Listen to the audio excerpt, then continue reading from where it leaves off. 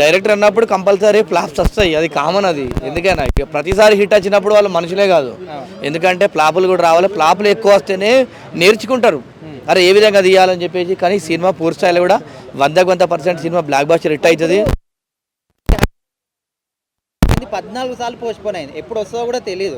మరి OG cinema కూడా September 25 కంటే ఆ రోజు అఖండ 2 పోటీ అంటున్నారు. మరి ఈ సినిమా అయినా ఉస్తాద్ భగత్ సింగ్ ఎలాంటి ఆటంకాలు లేకుండా వచ్చే అవకాశం ఉందా? మరి ఇది కూడా అట్లే అవుతుంది. 100% ఇలా ఎలాంటి ఆటంకాలు లేకుండా వస్తాయి, ఎందుకంటే మైత్రి మూవీ మేకర్స్ వాళ్ళు తీస్తారు కాబట్టి. వాళ్ళు తీసిన సినిమాలకు మాత్రము ఎలాంటి ఇబ్బంది రావు, ఎందుకంటే వేరే వాళ్ళు తీస్తేనే మాత్రం ఇబ్బంది చేస్తారు వీళ్ళందరూ కలిసి. ఎందుకంటే పెద్ద సంస్థ తీసినప్పుడు కంపల్సరీ రిలీజ్ అవుతుంది సినిమా.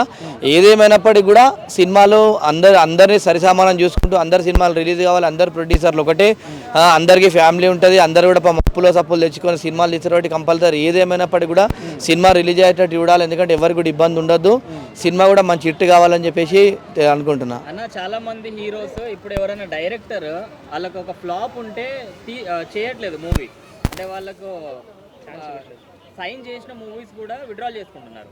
సో మరి లాస్ట్ మనకు హరీష్ శంకర్ గారికి ఫ్లాప్ ఉంది, మరి ఏం కాన్ఫిడెన్స్ మీద పవర్ స్టార్ గారు ఓకే చేస్తారా? మెగా ఫ్యామిలీకి హరీష్ శంకర్ గారు అంటే అంత నమ్మకము.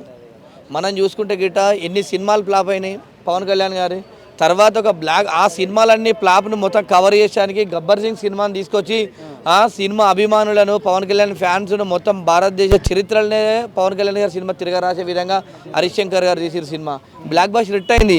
అదేవిధంగా కూడా మళ్ళీ కూడా సినిమా హిట్ అవుతుంది కాబట్టి కంపల్సరీ పవన్ కళ్యాణ్ గారికి నమ్మకం. హరీష్ శంకర్ గారు ఏ కంటెంట్ తీసుకున్నా కూడా పవన్ కళ్యాణ్ గారిని ఒక హీరో రేంజ్లో చూపిస్తారు, ఒక సక్సెస్ఫుల్గా చూపిస్తారని చెప్పేసి వారికి నమ్మకం. కాబట్టి కంపల్సరీ ఎప్పుడైనా కూడా వారికి అవకాశాలు ఇస్తారు.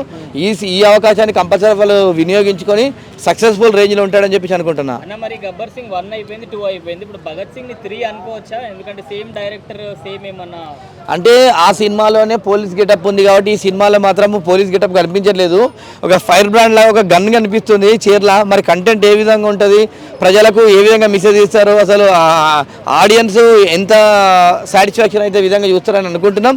ఏదేమైనప్పటికీ గన్ పట్టిందంటే సినిమా బ్లాక్ బస్టర్ హిట్. అది హరీష్ శంకర్ తీసిన సినిమా హిట్ అవుతుంది వీళ్ళంతా ఇద్దరు కాబట్టి.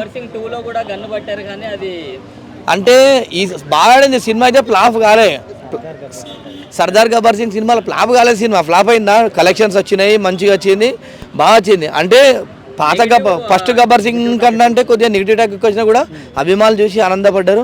అంతకు రెట్టింపు గబ్బర్ సింగ్ ఫస్ట్ వచ్చినటువంటి గబ్బర్ సింగ్ కన్నా ఇప్పుడు రెట్టింపు కూడా హిట్ అవుతుంది. హరీష్ శంకర్ గారి మీద పూర్తిసారి నమ్మకం ఉంది, అభిమానులకు కూడా నమ్మకం ఉంది. పవన్ కళ్యాణ్ గారు అంత పెద్ద స్టార్ హీరో అయినా కూడా హరీష్ శంకర్ గారు ప్రత్యేకంగా ఎందుకు ఇచ్చినట్టు సినిమాలో కంటెంట్ ఉంటుంది, వాస్తవం ఉంటుంది కాబట్టి పవన్ కళ్యాణ్ గారు వారికి డేట్స్ ఇచ్చి సినిమాకు సైన్ చేసినారని అనుకుంటున్నా.